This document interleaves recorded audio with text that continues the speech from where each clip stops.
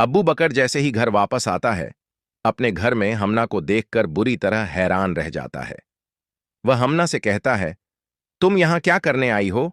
यहां से चली जाओ, मेरा तुमसे कोई रिश्ता नहीं है। यह सुनकर हमना अब्बू बकर का हाथ थाम लेती है और कहती है, मैं आपके बिना नहीं रह सकती। मैं आपसे बेहद मोहब्बत करती हूं। देखिए, सिर्फ आपकी खातिर मैं आपके घर तक चली आई हूं।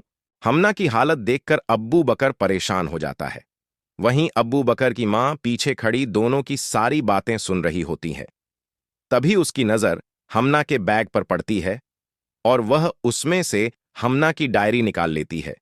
डायरी में हमना ने अपनी और अब्बू बकर की तस्वीरें संभाल कर रखी होती हैं।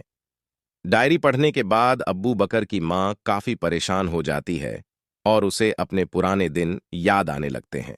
इसके बाद वह अब्बू बकर के पास जाकर पूछती है, बेटा, अगर तुमने हमना से शादी कर ली है तो मुझे सच सच बता दो। अगर तुमने इससे निकाह नहीं किया तो फिर यह लड़की क्यों कह रही है कि इसका निकाह तुमसे हो चुका है? अगर मोहल्ले वालों को इस बात का पता चला तो हमारी बहुत बदनामी होगी। अब्बू बकर अपनी मां की गोद में सिर रखकर कहता है, अम्मी, मुझे मोहल्ले वालों की बातों से कोई फर्क नहीं पड़ता। मुझे सिर्फ आपकी चिंता है। और जहां तक हमना से निकाह की बात है तो यह लड़की झूठ बोल रही है। मैंने इससे कोई निकाह नहीं किया। पता नहीं यह ऐसा क्यों कर रही है। इसके बाद अब्बू बकर हमना के पास जाता है और उससे सवाल करता है, बताओ, तुमने ऐसा क्यों किया? मैंने तुमसे कब निकाह किया है? तुम यह झूठ क्यों बोल रही हो? हमना भावुक होकर कहती है, अब्बू बकर, जब से मैंने होश संभाला है, मैंने सिर्फ आपका नाम लिया है और आपके बारे में ही सोचा है। आपके अलावा मेरा कोई नहीं है। मैं आपसे इतनी मोहब्बत करती हूं कि आप इसका अंदाजा भी नहीं लगा सकते। हमना की बातें और उसकी हालत देखकर अब्बू बकर भी घबरा जाता है। वहीं दूसरी तरफ जरियाब बेहद परेशान होती है। जब से जामिल उसे छोड़कर गया है, वह खुद को संभाल नहीं पा रही।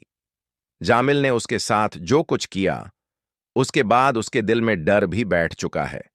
वह लगातार जामिल को कॉल और मैसेज करती है, लेकिन उसकी तरफ से कोई जवाब नहीं आता। आखिरकार जरियाब दादी की गोद में सिर रखकर फूट फूट कर रोने लगती है। वह दादी से कहती है, दादी, आपको जामिल से क्या परेशानी है? आपको वह पसंद क्यों नहीं है? यह सब आपकी वजह से हुआ है।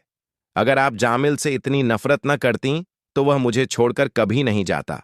दादी उसकी बातें सुनकर कहती हैं, बेटा, अगर तुम इतनी शिद्दत से अल्लाह को याद करती तो शायद अल्लाह तुम्हें दुनिया की हर नेमत से नवाज देता।